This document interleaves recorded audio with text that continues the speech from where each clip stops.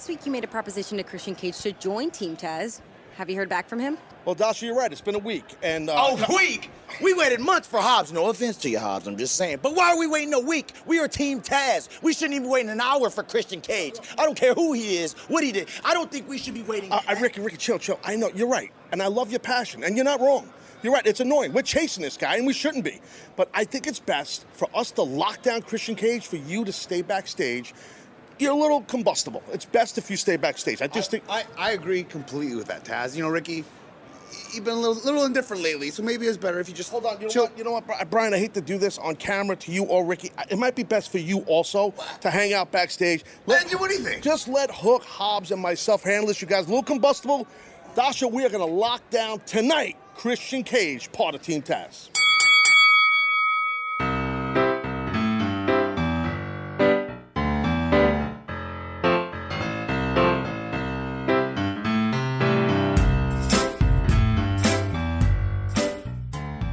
You're listening to Talk AEW, the official wrestling podcast of Goombaston.com and TiltMagazine.net. I'm your co-host, Mariko McDonald, and I'm joined, as usual, by Mr. Aaron Santos. Hi. For those of you listening, we have been experiencing some technical difficulties, so we're just happy the gang's all here, including the ravishing Ricky D. What's up, Mariko? Dear wrestling fans, if you ever want to do a podcast, do not, never, ever buy a Razer computer, a Razer laptop. It is the absolute worst for podcasting. It is garbage. It is trash. I'm sorry, Razer. You suck. There goes our Razer sponsorships. Oh, my God. And on that note, I think it's time for Ricky's rapid fire questions. We only have one main event today. All right, question number 1. Is it just me, or are you truly shocked and angry when a wrestler pulls and tears off the mask of a luchador? Because for some reason, I always find it traumatizing. Yeah, we're very conditioned to not want to see that. I mean, regardless of whether you grew up watching Lucha Libre or it's part of your culture or whatever, everyone knows that's a bad move. Mm-hmm. And it's shocking when it happens, and it doesn't happen very often, which is good, which keeps it shocking. But yeah, I'm with you. Personally, not too shocked, because I understand the culture behind the Lucha Libre, they should always keep their masks on. But I also grew up with WCW, and I've seen Rey Mysterio have his mask removed multiple times, especially in the WWE. So not too shocked. It still shocks me to this day. Mm-hmm. I feel like it's like you read a comic book and they reveal the secret identity of the superhero. Like the end of the opening match between the Young Bucks, Rey Fenix, and Pac, we're going to talk about in the main event. I thought it was just an amazing way to end the match. I don't know. I find it traumatizing. I don't know why. Yeah, anyways. The thing that stuck out about it for me was that, it was this punch to show okay, they truly are heels. But yeah. They did that when they were quote unquote faces a year and a half ago.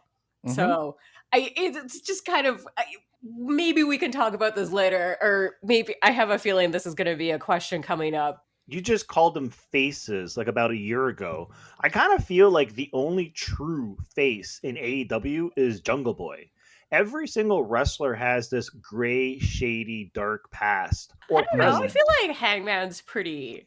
Except for the fact that he's a happy drunk. I mean, he is. You're right. He's very lovable, and everybody likes him, and he is a face, but he's still an alcoholic. It's funny, too, because Hangman was with the Bullet Club in NJPW.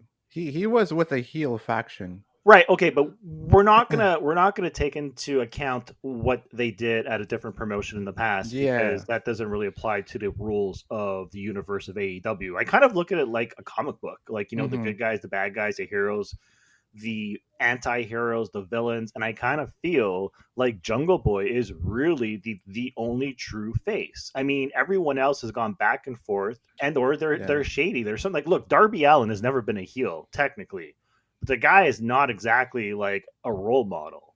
Yeah, No. I mean, I guess it's more kind of tweeners, and that's the sort of thing. But I think the bigger point that I was trying to get at is that this whole heel turn that the Bucks are on is like, okay, so their outfits are extra goofy. Like it's very, it's easy to make fun of. I think like it's. Anyway, I'll let you keep going with the questions because I have a feeling I'm going to have more to talk about here, anyways. Yeah. Let me throw in another question. Apart from Jungle Boy, is there a true face in AEW who hasn't had a tragic past? I'm thinking about Chris Statlander. Yeah, I was going to say maybe like actually Sheeta's been pretty like facey all the way through, to be fair. She's still kind of gray in my eyes because she carries around a stick and beats people with it. It's for protection. Well, I feel like Sheeta walks a bit of like the gray line. Like certainly she walks towards like the heel spectrum, but if I remember, what I don't see that at all. Didn't she? In the women's tournament in Japan, didn't she like slap Ryo Mizunami? Well, Ryo Mizunami asked for it. That's true. Yeah, because like I'm trying to think like I could have sworn I've seen like shades of like heeliness to her, but I could be mistaken. No, she's got attitude, but I think it's been face attitude the entire time. True. Okay. I mean, she's not like super kicking camera people and then like pretending she's still a face, like yeah. But once upon a time there were dudes like Private Party, for example, that were total baby faces, and now they're heels. So I don't know, maybe I'm forgetting somebody, but Jungle Boy is the one dude that really stands out. And most wrestlers, like even The Rock, for example, he's always gone from face to heel to face to heel. But even when he was a quote unquote face, he still acted like a heel. Dude, you gotta talk about Steve Austin too. Steve Austin did the most heelish things, but he got over with the crowd like big time. Yeah, he would be an anti-hero in a movie. Yeah, well, he's like your classic tweener, and I get that. I think it's more just like can you turn heel if you were never really face to start with? I think that's how I want to phrase it. Right. Okay, next question. What did we think of John Silver's rehab and Hangman Adam Page avoiding the question? Hangman being Hangman, John being John. So I figure we are going to have John Silver back in the ring in about 3 to 4 weeks. And I assume that Hangman Adam Page will never, ever join this new faction without a name. We're talking about the Elite? Well, they're not the Elite. No, they're not the Bullet Club. They are the faction without a name because for whatever reason, they refuse to give the faction an actual name. Yeah. Technically, Adam Page is the number one contender for the heavyweight championship, right?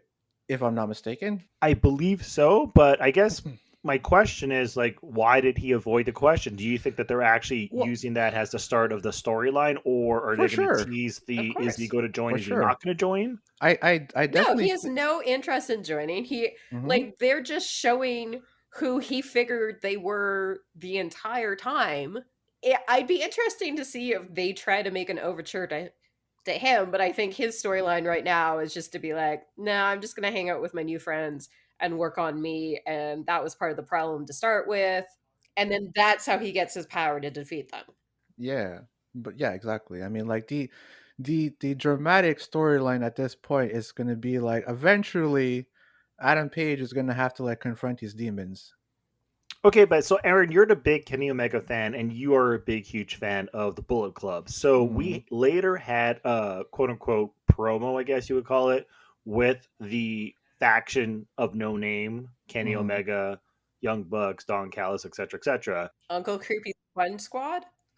Yeah, they sort of teased that they could add a few more members, or there's going to be a few surprises in the upcoming weeks. Who do you think could maybe possibly join the faction without a name, if anyone? Well, I can't say any of the Bullet Club members in NJPW because Tama Tonga has been trashing this whole like quote unquote reunion the entire time since day one it started. So, and What if that's part of the storyline? I don't know, because Tama Tonga also tweeted to John Moxley asking if he needed help. So by the sounds of it, the Bullet Club don't mind helping out John Moxley to beat down Kenny Omega. So that could be a conspiracy. No, this is my conspiracy theory, okay? Vince McMahon and Tony Khan are in cahoots. This is Tony Khan being buddy-buddy with all of the wrestling promotions so he can team up and maybe convince some of them to merge. And then he merges with WWE. Vince McMahon owns every single wrestling promotion in the world before he dies. That's what's going on here. It's a little far-fetched, but sure. I'd like to know what you're smoking, because that sounds like some good shit. Next question. Is Mike Tyson a better actor than the Young Bucks combined? Yeah, he's a better actor than like 90% of the roster. Okay, so we sort of touched on this last week.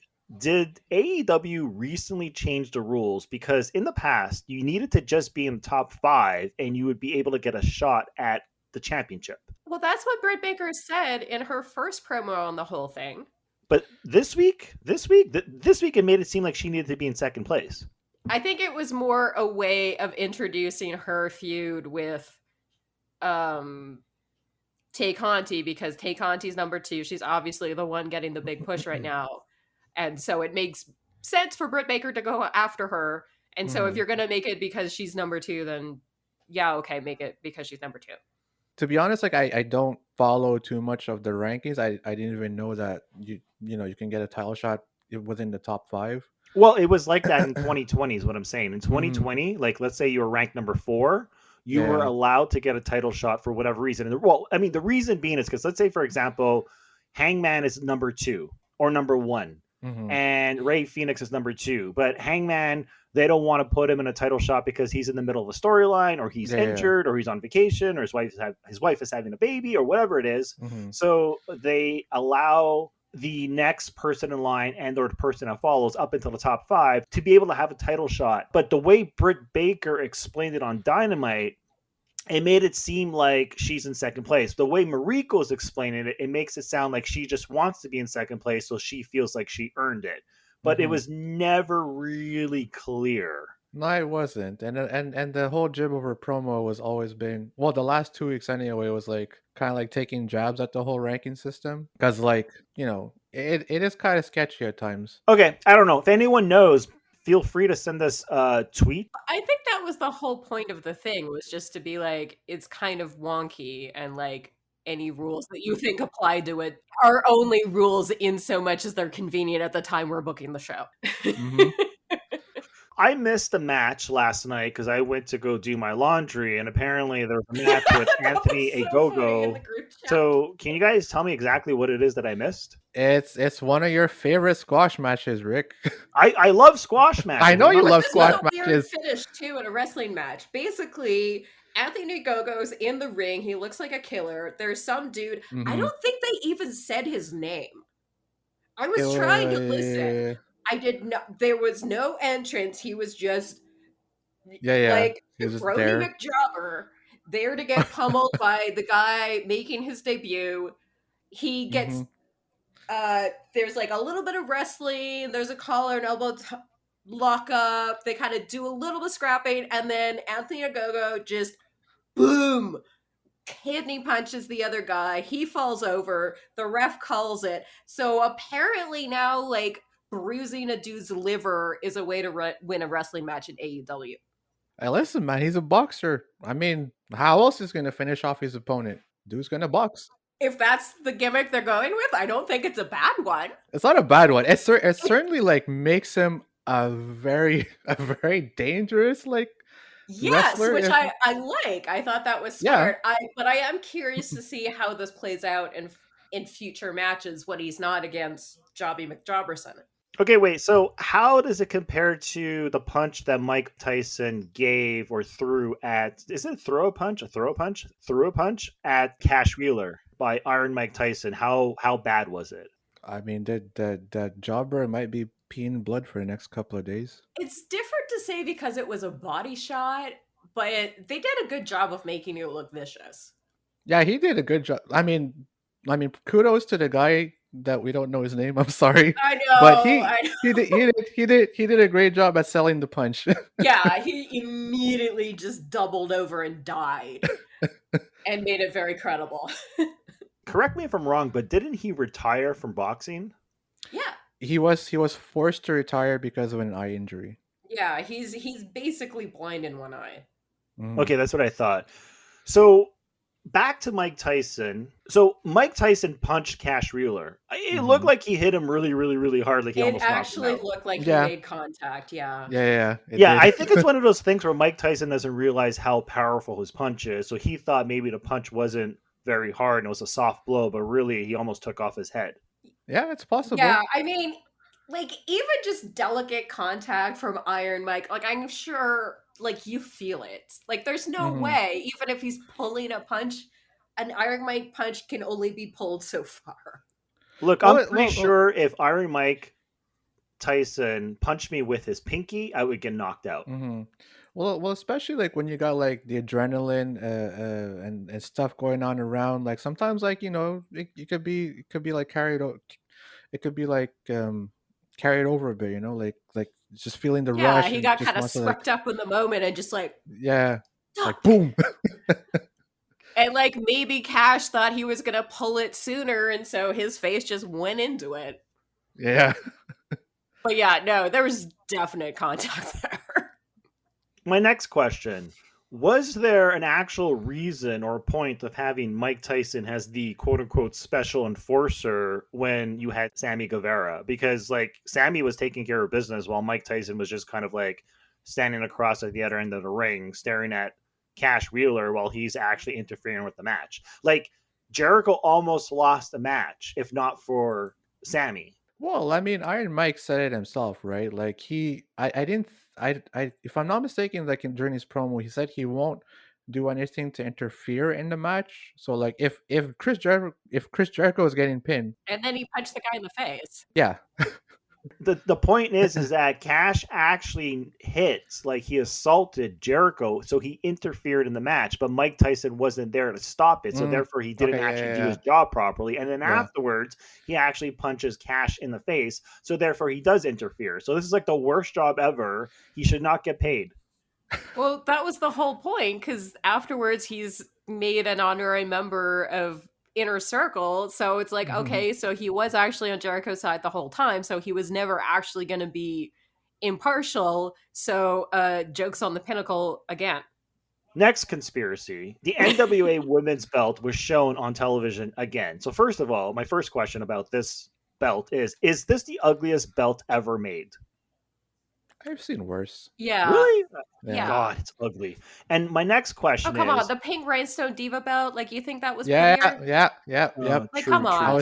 I was thinking of just that. It's so stuck in a day and time, and this, as, like, ornate as it is, has a certain timelessness to it. As long as you keep switching out the portrait, which I think is a hilarious addition, but I understand the history behind it, but I like it. I think it's classic. Back to conspiracies, what is the chances that NWA merges with AEW? I asked Billy. Let's ask Billy Corgan. I think he's the only one who'd be able to answer that question. Yeah. All right. And back to the Chris Jericho Dax match. The Dax Harwood actually lose a tooth because it sure looked like it from the replay. Something flew out, eh? I noticed it too last night. Yeah, I know a lot of the guys chew gum so that if they do get smacked in the face, it looks like something flying out of their mouth. Yeah, the fact that JR mentioned it makes me think that maybe he did lose a tooth. I don't know. That guy's had a hard couple of weeks. Okay, now I'm a big sneakerhead and I love my Air Jordans, but I mean, I would not pay $7,000 for a pair of Dior Jordans. And why mix the two brands? So, first of all, are you surprised that a company like Dior would actually use wrestlers like the Young Bucks to sponsor and be influencers or whatever you call it of their actual shoe. Like, I just felt it was weird. Like, it's not like a basketball game. It's wrestling. I was really surprised. I'm not saying there's something wrong with it. I was just really surprised. Well, they're also known for being sneakerheads. Like on BTE, they're always showing off their new Jordans and whatever. Yeah, I agree. The idea of a Dior Jordans is hilarious. Dior Nikes. The whole concept is hilarious. So it makes sense that like sellout douchebags would wear them because it's a completely over the top, unnecessary everything. And it's very classic Young Bucks because like, do we have to remind you that when these guys come out, there's a freaking gun cannon full of like fake money? Yeah. But that's the thing, because that's the stuff they were doing when they were quote unquote baby faces. Yeah, like, exactly. Being arrogant and all this stuff. So like flaunting their money in our face, like I guess it's just a little bit more over the top, which makes it heely. But like the crystal chandeliers on their foreheads, like, oh god, come on. Well, that's why with the whole like storyline and then against what the Papa Buck thing, it's like it's hard to take them seriously when a couple of months ago, just kicked Alex Marvez in the face and threw money in his face too. So it's like it's hard, it's kind of hard. But anyway, look, I think they're better heels than faces. Yeah, it's just easier if you like. It's easier to act like an ass and like a prick than it is to act like a baby face. And it's more fun. Let's face it. It is more fun. My last question: Evilise has been released from AEW. Are we surprised? Does anyone have any thoughts? Listen, what the news report came out was, apparently there was some misconduct with like one of the coaches. I don't know too much about that story, but that's what she said. But nobody backs up her claim. I know, and apparently, like, anyway, I don't want to go too long into the story, but like, do you remember the match between her and Thunder Rosa? Yeah, I was just gonna get to that, where she kind of like, she took like like a neck snap or something, and then she like no-selled it completely. Yeah, she was no-selling and rolling her eyes during the match. Yeah. So I'm sorry to hear it, but like I'm not really surprised, and like this isn't the first time we've heard she's involved with behind the scenes drama, not even just at AEW but in other places, and like WWE. She left on bad terms. Yeah, WWE, I think NWA, or a lot of promotions. It's crazy because she's a really, really good wrestler. She is a good wrestler. I mean, I don't, like I said, don't want to get into too much. I mean, who knows? Yeah, after a while it just becomes kind of rumor mongering. Like we don't know what actually happened behind closed doors, but unfortunately she seems to have a bad reputation, or just as far as being difficult to get along with. And I understand that's the sort of criticism that's leveled at women all the time for no reason at all. So without being one of the actual people involved in whatever's going on, it's just speculating and rumor mongering on my part. Yeah. Before we end the rapid fire questions, my question for you, Aaron, and this is the actual last question: what were the ratings this week? The ratings for AEW was, let me pull out, 1.219 million viewers. Yeah, 1.219 million viewers. So they cracked 1 million. They cracked 1 million. Wow. So last week we talked about this. Last week they had about 700,000 viewers. I didn't think it was going to happen so quickly. I really didn't. I mean, even with Iron Mike on the roster and or the card and whatever. Yeah, I didn't think that Iron Mike would be like a big pull. On Wednesday, AEW had 1.219 million viewers. So the good news here is that they cracked the 1 million mark. But after a night of wrestling, or 2 nights of wrestling back to back, because you had Raw on Mondays and Tuesdays you had NXT. If anyone was burnt out of watching wrestling, you wouldn't know, because it seems like they still tune in to watch AEW. Yeah. And I mean, yeah, it is crazy because we did I kind of like flew by the math last week, assuming that like, when I did the 600,000 to 700,000, I mean, it just goes to show that like the majority of people that seems to watch NXT are actually watching AEW, but clearly they probably watch NXT first and then watch AEW after. So the viewership is up 77% from last week's show, which had 688,000 viewers. Crazy. All right. Well, that is Ricky's rapid fire questions. All right. On that note, we're going to take a short break. And when we come back, we're going to be talking about whether or not AEW gives away too much for free. Hi, I'm Mike Tyson, and I'm so delighted to be the Knights Enforcer for the Jericho. Hey, Mikey, the Mikeinator. What's going on, bud? What are you doing here? Okay, all right, slow your roll, brother. We're cool. Look, I just want to say right off the whip, all right? Sure, I might have been barely born when you had your run on the top, but my dad said you were a big deal, and for that, Mike, kudos. Oh, sorry. Look, my boys in the Pinnacle, they're a little peeved with you right now, especially because of your actions last week. Well, I'm mad at them, too. Oh, okay, and I get it, and guess what? Big man, you absolutely have every right to be. If anybody understands your actions more than me, I don't think they exist. Keep your friends close, keep your enemies closer, right? Because Chris Jericho is your enemy, and if there was ever a better time to strike than tonight, I don't know what is. I see my enemy right in front of me. No, hold on, Mike. Hold on. Let's just relax here for a second.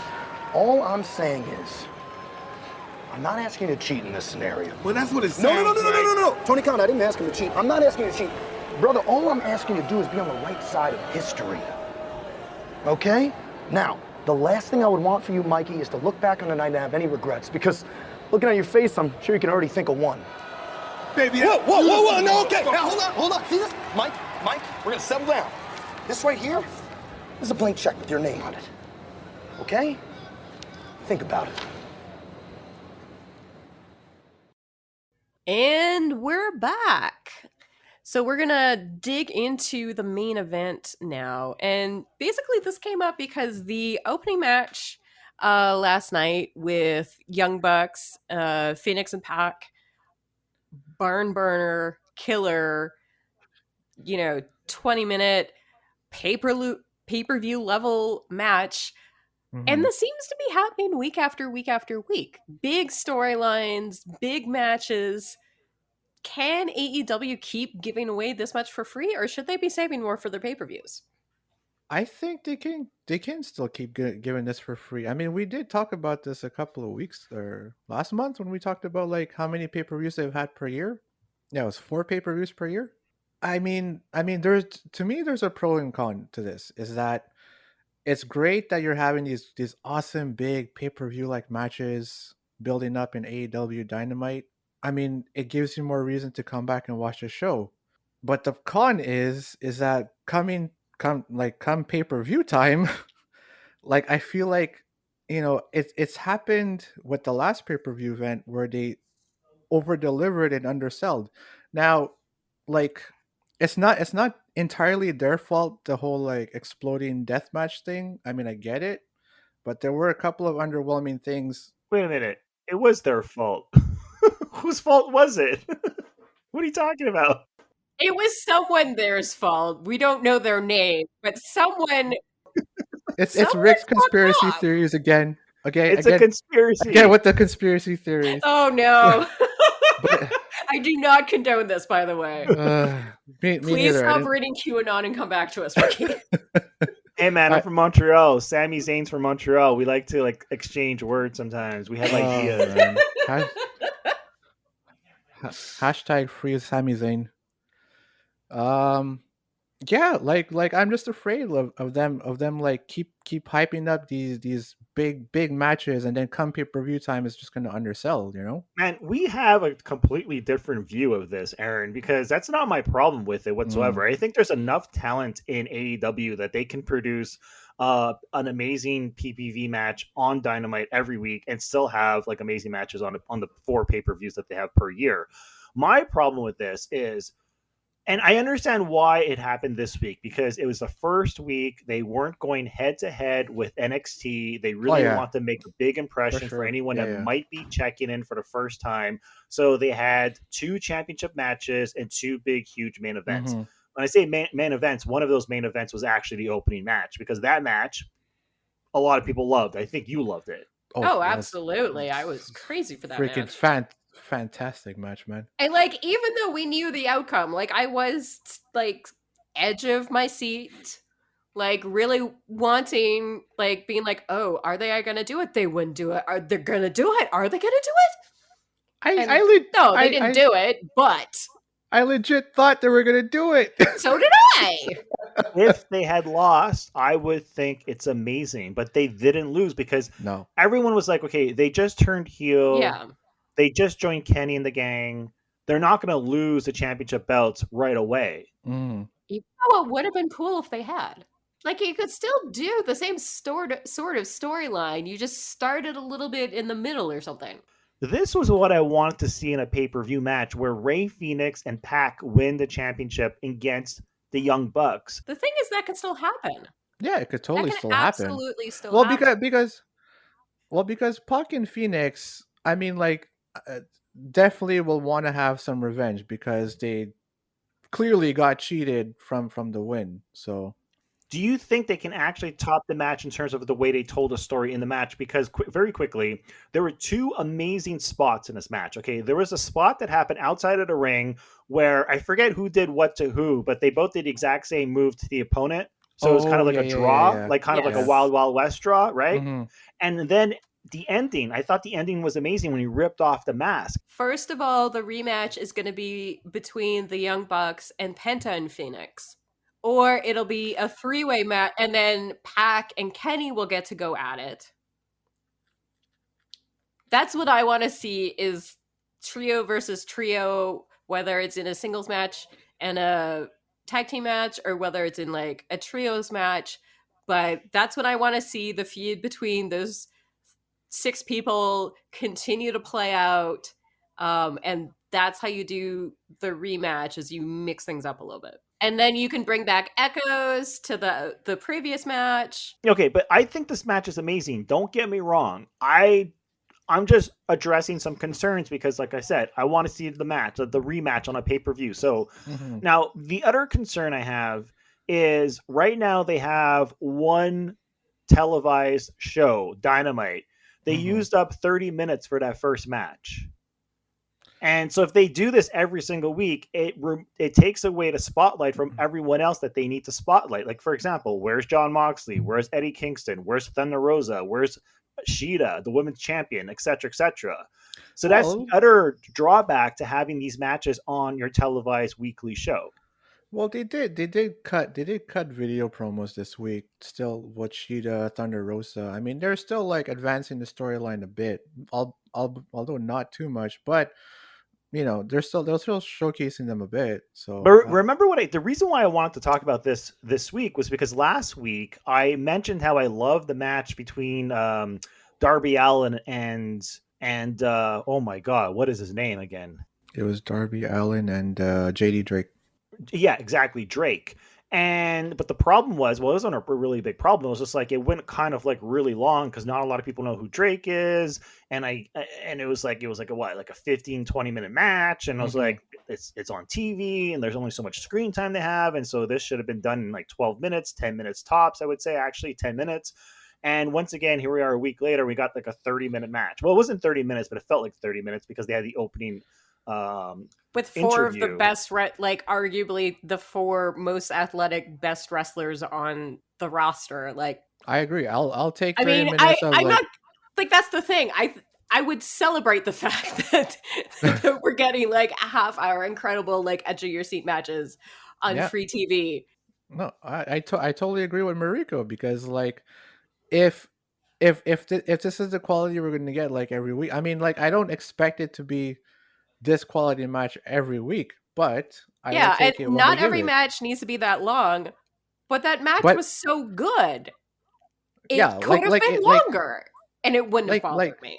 Yeah, exactly. Like it's the Young Bucks and Pac and Fenix. I mean, like already those names alone is like people were dying to see them like get into the ring together. So yeah, we all knew something special was going to happen, and it needed the time that it needed to play out. No, I just kind of continuing the idea that, like, not just because a match is long or takes up a lot of TV time, you know, like, okay, yes, we get to see the Young Bucks every week, but do we get to see them versus, Pac and Rey Fenix every week? No. Mm-hmm.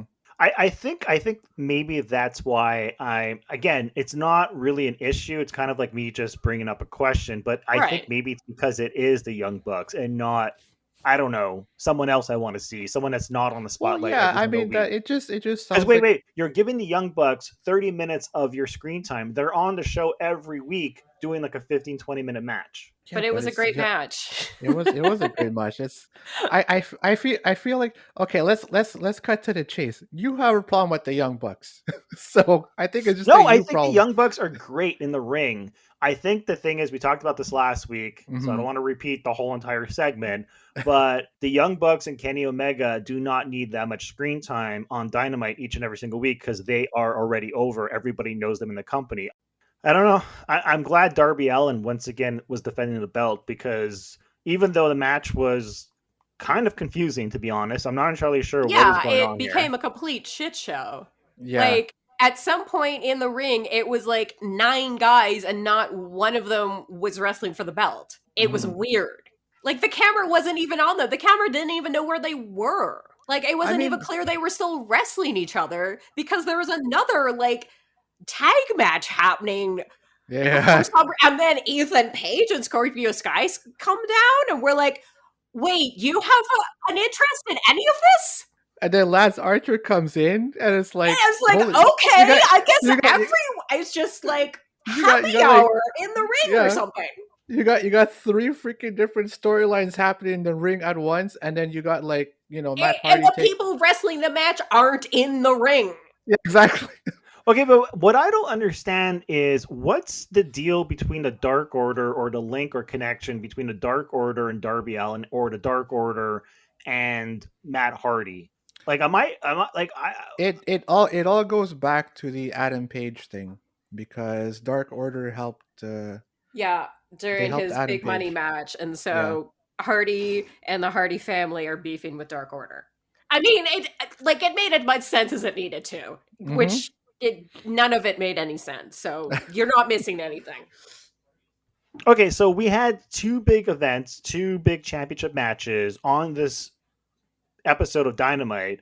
And did you notice that they put the TNT Championship as the actual main event, and the tag team belts were to open up the show? So I guess the TNT Championship means a bit more than the actual tag team champion. I don't know. AEW has had a history of putting big matches as the first one. So I don't think that it necessarily shows a hierarchy for the belts. Like, they wanted the most exciting thing to start off their show, which they very often do. And that was obviously going to be the match that was going to be the most exciting.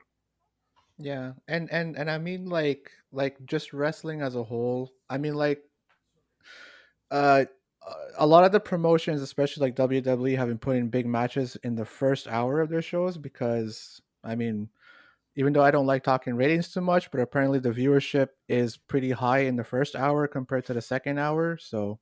Makes sense. A lot of times, I mean, because like, Monday night you had like Bobby Lashley defend his heavyweight championship against Matt Riddle in the first match. So, I mean, I feel like the first match is becoming like, the sub main event nowadays. So it makes sense. You have people checking in for the first time, people switching channels, people who were watching a previous program or sporting event that happened before Dynamite that are still tuned in, sitting on the couch, and they think they're just going to sample Dynamite. And then the big spots is the opening, the 9 o'clock spot, because you have people checking in for a 9 o'clock show, and of course the main event, the final match. So the 9 o'clock spot was Jericho. The final main event was Darby Allin and Matt Hardy. And then, of course, the opening match. So, I mean, look, I'm not going to complain if they keep giving us good, amazing matches. I thought that this was a well-paced, well-balanced show, because they opened with that great intro, the interview. They had a lot of great video packages throughout the night. We had the interview with Britt Baker. We had, I guess the Christian thing wasn't too good, but I did like the backstage interview with Team Taz, because I always think Team Taz has chemistry, charisma, and they're funny to watch, especially Ricky Starks. Yeah. The Christian thing, whatever. We'll see how it goes next week. Yeah, exactly. I'll give them some time to work on Christian's storyline. But there was a nice balance, and we did get the squash match, which apparently happened so fast that I didn't even see it. I missed it. So Yeah, technically there were 2 squashes because Chris Stylander also kind of got a squash. Yeah. Yes, it is true. Yeah. I'm surprised you're not talking about Jade Cargill. Your girl was on there. Kicking ass and taking names. Kicking that. Yeah. I thought she was great, as per usual. Gave a great boot shot to Red Velvet. Holy crap, man. I'm wondering what they're gonna do with her. Because it wasn't very hard for her to beat Red Velvet. No. And so I want to see Jade in a pay-per-view, which I know the pay-per-view is in the summertime, but I'm wondering, like, what are they going to do with her? Are we going to get her in a pay-per-view that soon, or are we going to have to wait a bit longer? But I think Britt Baker is for sure on tap to win the championship soon. Very soon. Yeah, I'd be really surprised if they don't try to give it to her soon. Yeah, I like this episode of Dynamite. I'm trying to decide if I think it was way better than last week's episode, if only because it had the great opening match. But last week's episode felt a bit more chaotic. Mm-hmm. It felt like it had a lot more happening, but it was a bit more chaotic.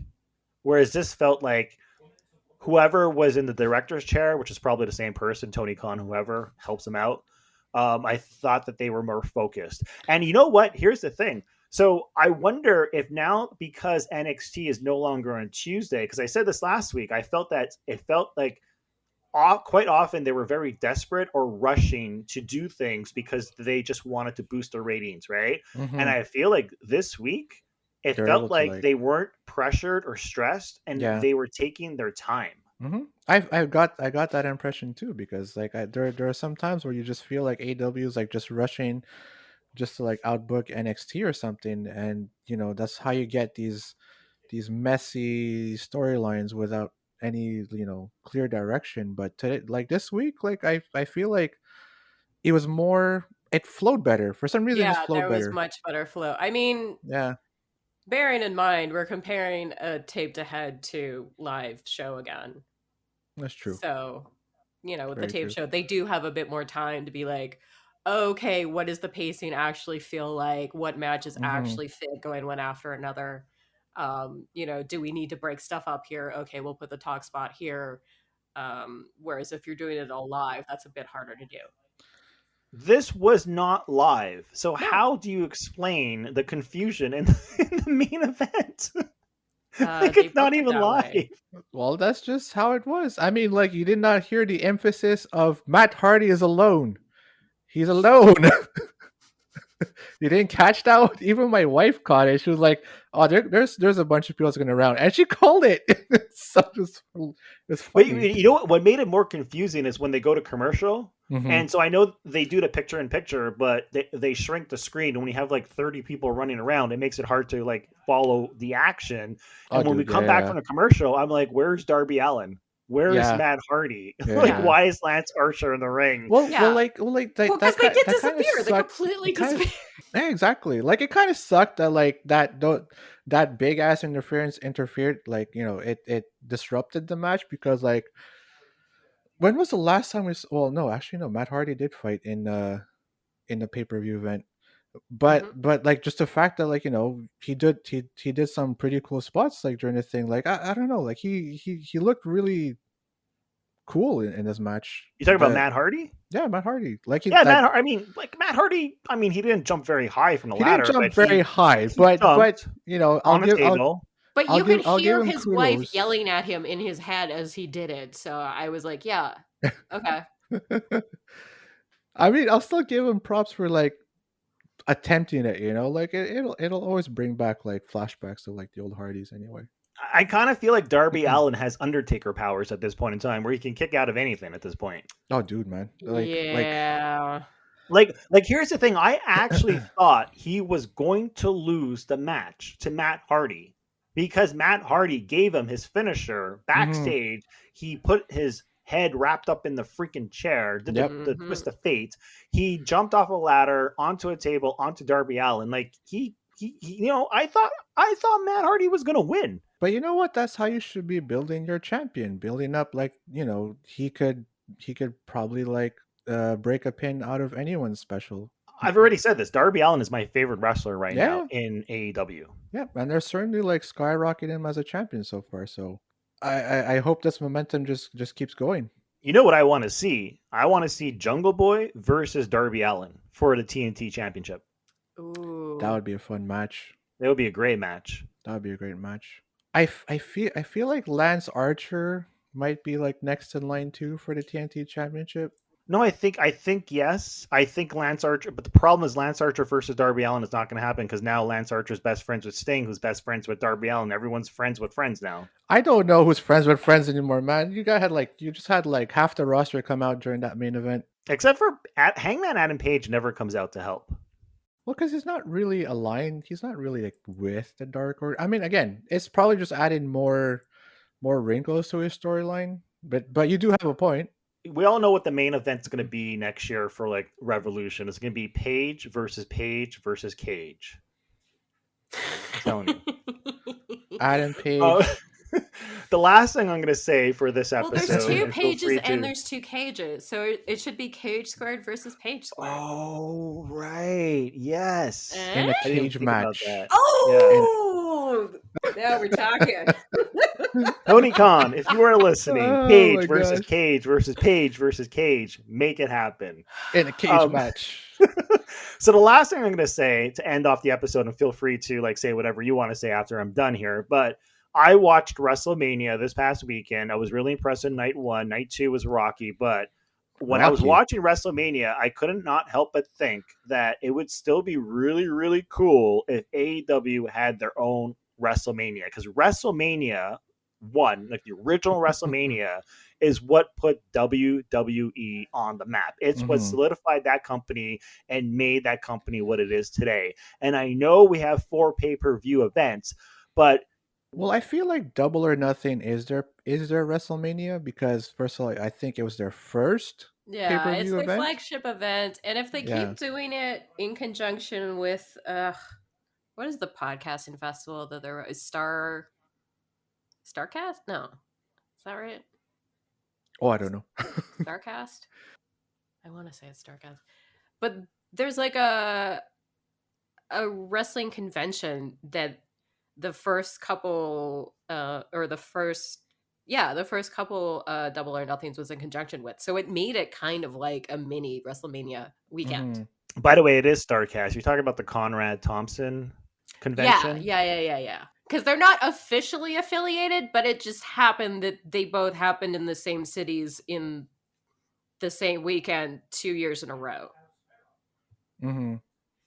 Yeah, and I remember like that's how a lot of like their promotion started too. It was a lot of like cross promotion to promote AEW. I mean, I still remember Fighter Fest because it was happening at the same time of a Street Fighter tournament, which I followed.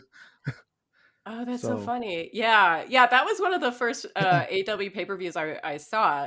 I mean, it wasn't technically a pay-per-view, but yeah, and I was like, what's with all the gamers? And then I looked into it. I'm like, oh, all wrestlers are nerds. Okay, I get it. I like wrestling now. Well, because, Kenny Omega, he's a pretty, I don't know if you guys see, he's a pretty freaking good Street Fighter player. So he's played with some of the pros. So like that's what caught my attention. I'm and like, he's crap, a giant otaku, so. Yeah. Like, oh, wait, that's Final Fantasy. Oh, he's a weeaboo. He's a cute weeaboo from Winnipeg who is an amazing wrestler. I like the Kenny Omega guy. Oh my gosh. So you know what, Aaron? I would actually agree with you also because Double or Nothing usually takes place in May in the spring, and WrestleMania takes place usually in April in the spring.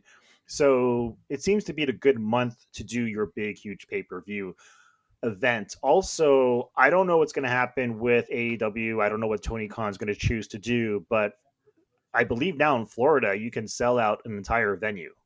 Yep, but apparently by the end of this month, or maybe you can do it now, because I know Florida is like probably one of the most relaxed Did you watch WrestleMania? There was like 1 million Yeah, people. At yeah. WrestleMania. I saw WrestleMania. I'm like, holy crap, that's a lot of pack. I thought it was gonna be like a bit separated or like because they mentioned pods, but I'm like, dude, they're like packed like sardines. That's crazy.